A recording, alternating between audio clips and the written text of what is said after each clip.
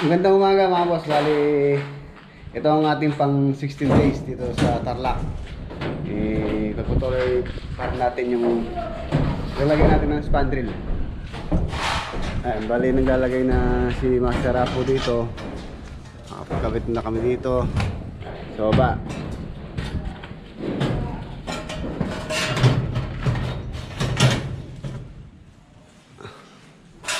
Ayan na yung lalagyan natin dito sa baba. Pala yung naka-stance yung spandrel dito.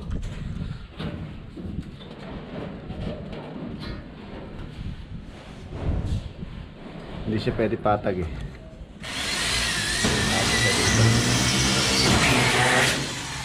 Dapat naka-stand.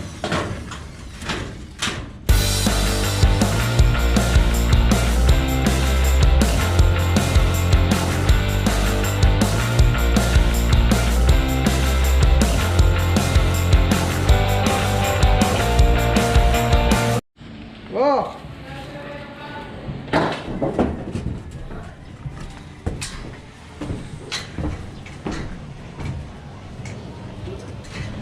Yung mga boss, yung i-install natin ng spandrel.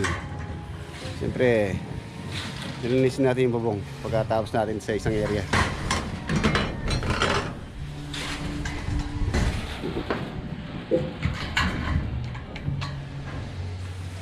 Yung wall angle nakanto ni Master natin kasi sa poste ron, kanto doon.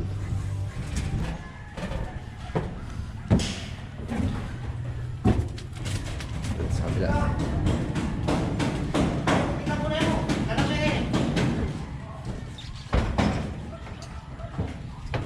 Yan. Paglagay na rin dito.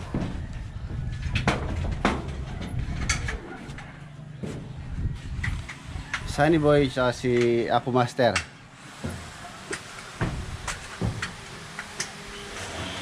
Ayan dito. Tapos na dito. Part na yan. Tapos nalagay nila yung butterfly. Ayan yung butterfly.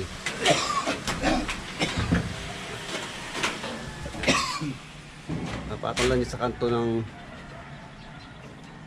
bahay. May eskwala.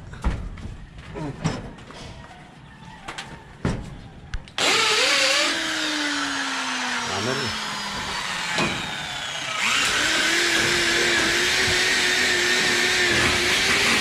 Tapos ibet.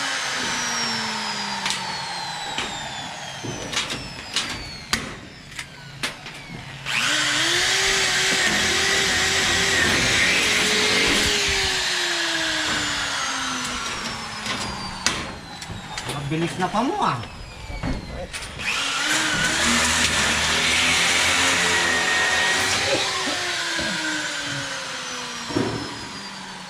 Ang palagi, panamin bibidyo ba may bibili? Butterfly. Panamin bibidyo ba bibili?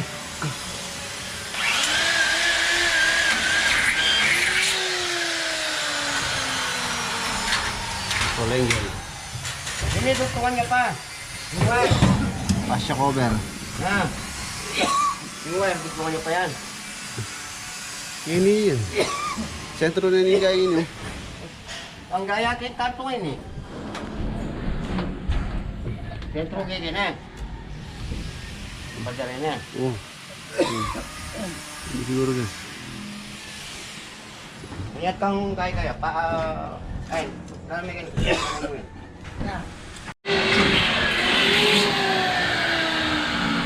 Ayun yung butterfly natin mga boss. Tapos ito yung spandrel doon kakapit. Yung pa ganyan. Dito na sa kabila.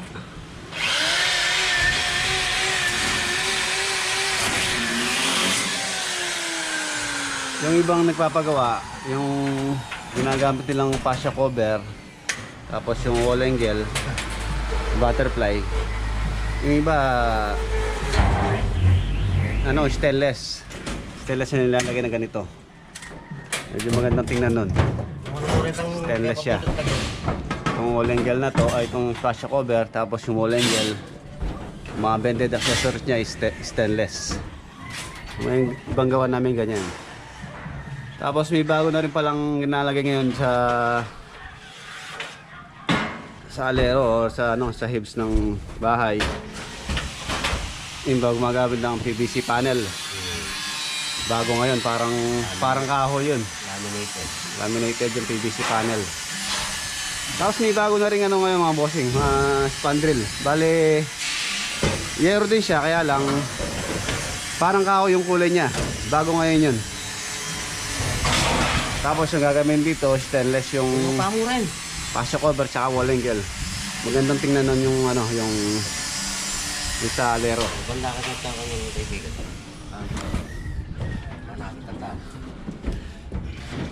PVC panel na kulay kahoy or yung bago ngayon na spandrel din, kaya lang parang kahoy na siya.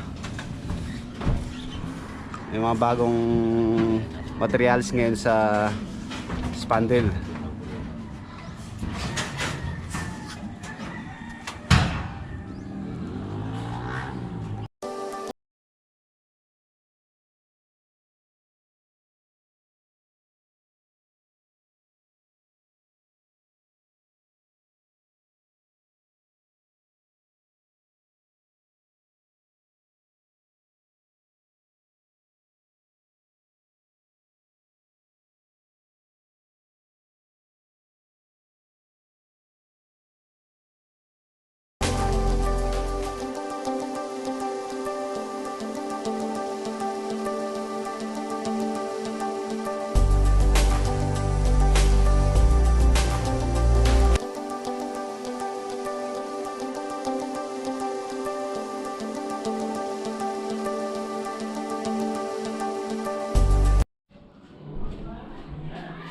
Tip ko lang sa inyo mga boss, paglalagay ng spandrel.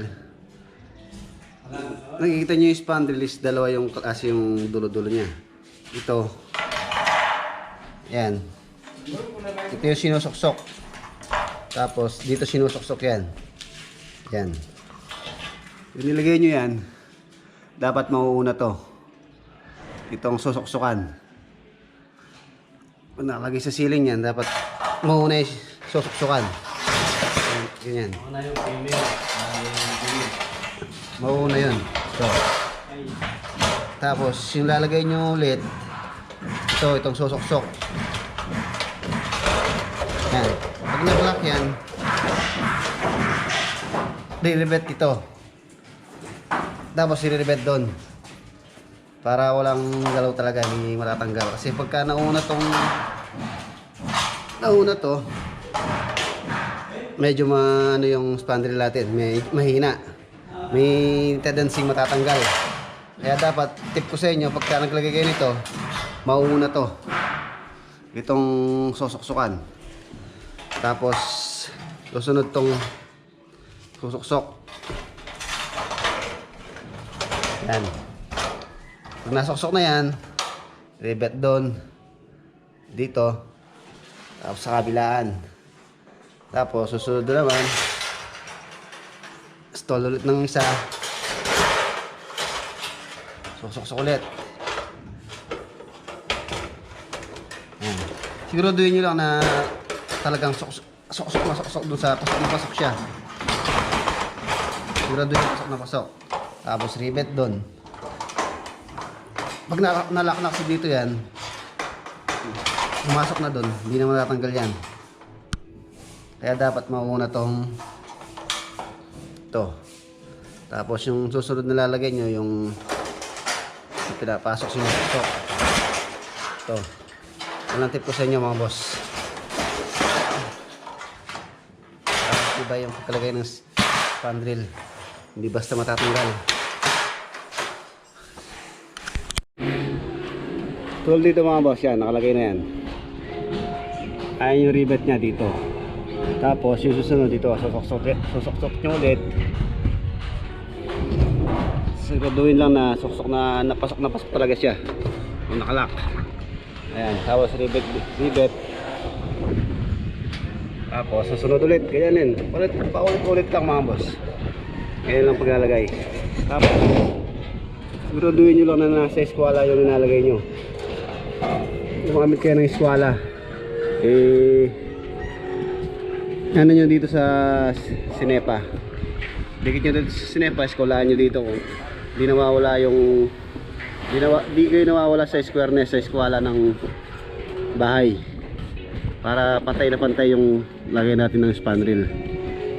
Kada ano siguro tip ko lang, kada 3 piraso ilagay, gumamit kayo ng eskwala, i-eskwalahin nyo para sinecheck nyo kung nawawala siya, nasa eskwala pa rin. Tapos kung nawawala sa eskwala, adjust lang ng konti, konting adjust lang para maganda yung lagay natin ng span reel. Kaya mga boss, tingnan ito, matibay ito. Ayan. Matibay yung pagkalagay pagka ganyan.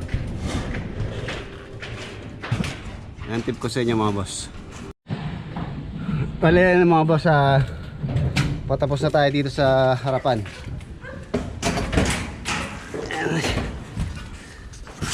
Ayan si Master Nante.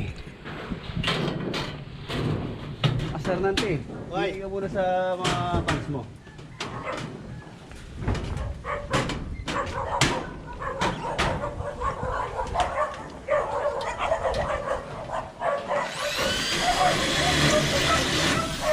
Ayan niya yung harapan niya. Tapos na tayo dito. Hindi na lang.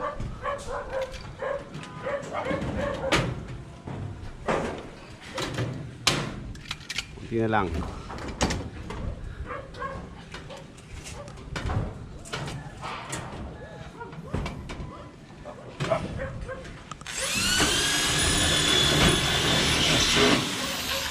Tapos dito sa may staircase, ayan, lapit nang umabot dito yung scaffolding natin. Bale hanggang dito na lang, abot na natin to.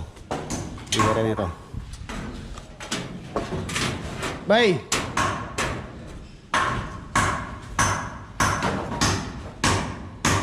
Ayan, taas, bye.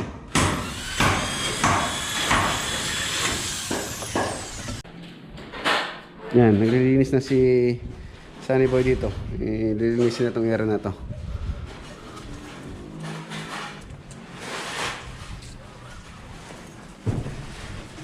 Ayan na yung kabuuan dito sa taas. Ayan. Tapos na-expand dito.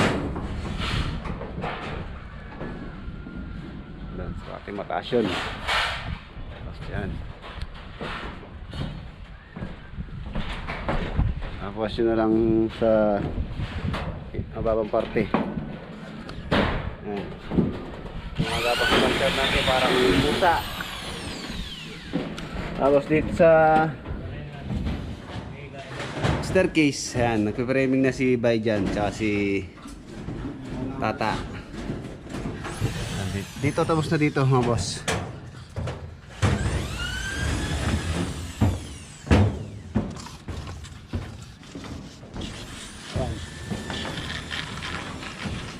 Dito. Wala pinretouch ko. Ilolobo yung awang doon na hindi na ano sa plastering, paltada. Pinretouch ko ng semento. Yan, si Lolo Boy, dating ano to, magaling na mason, karpintero.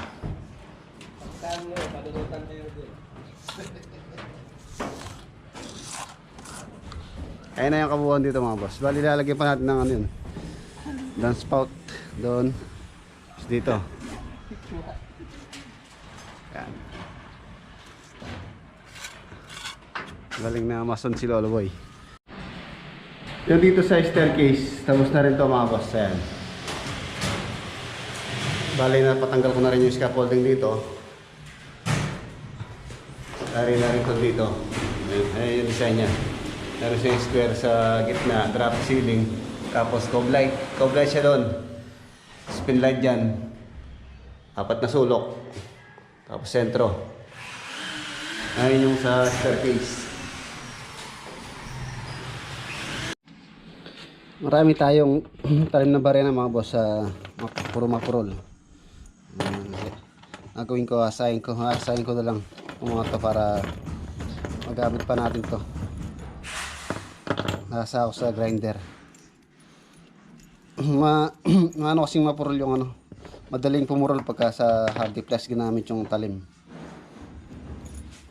Hasain natin, sayang, para magamit ko sa paglagay natin ng spandrel.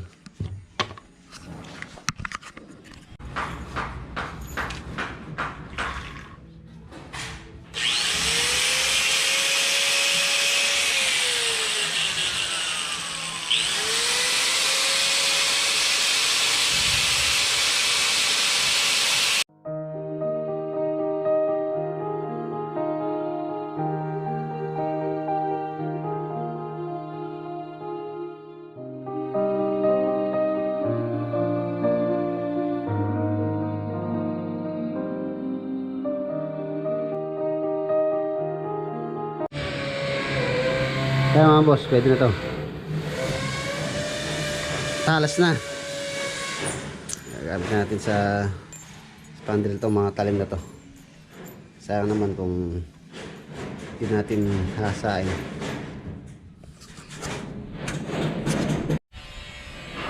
Dali mga boss, maraming salamat po pala dun sa mga bumati sa aking karawan kahapon.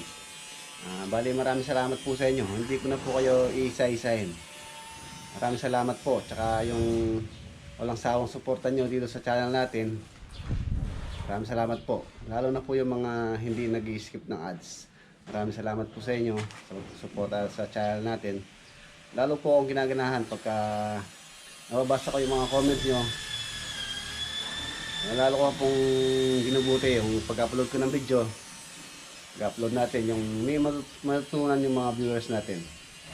Yung share ko yung mga nalalaman ko sa mga video natin. Okay mga boss, ulitin ko po, maraming salamat po sa pagbati kahapon. Shoutout muna tayo mga bossing. Shoutout kay Jun Boards all the way from Lawag City, Ilocos Norte. At shoutout din kay Bon Noah. At sa My Hay family from watching from Chicago. At shoutout din kay Marites Noma from Caloocan City. Shoutout kay bossing natin si Marvin Renyon at sa misis niya na nasa Kuwait. Shoutout kay MM Debecas is always watching from Kuwait. At shoutout sa tropang BWJ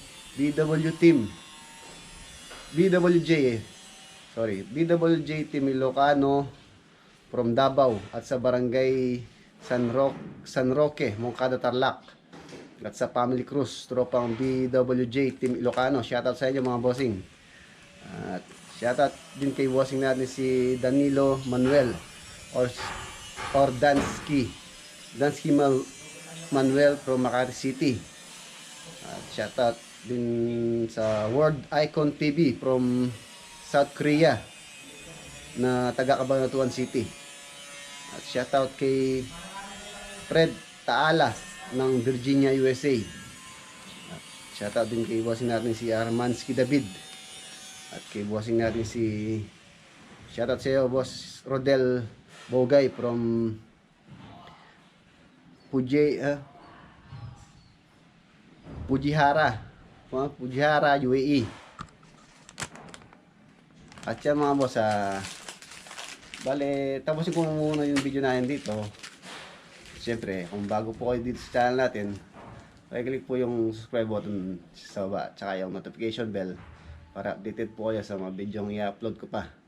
Marami po tayong video yung i-upload tungkol sa pagpagawa ng bahay, para po magka-idea kayo kung paano gusto nyo mag-DIY, pwede kayong gumawa. Yung mga bossing, maraming salamat po sa panonood. Hanggang sa muli nating video, kita-kita po tayo. Salamat po.